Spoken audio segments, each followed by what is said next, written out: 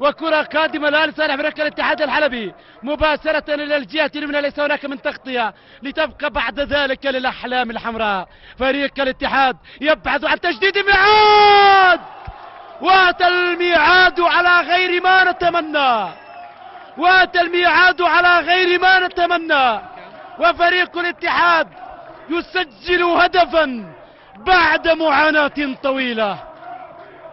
هذا الهدف يسجل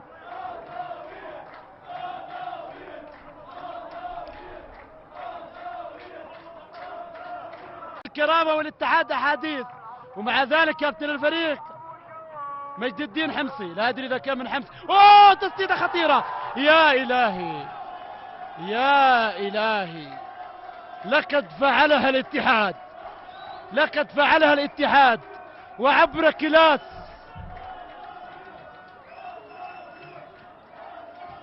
هل هو كلاس رقم 4؟ وتسديدة كانت خطيرة جدا.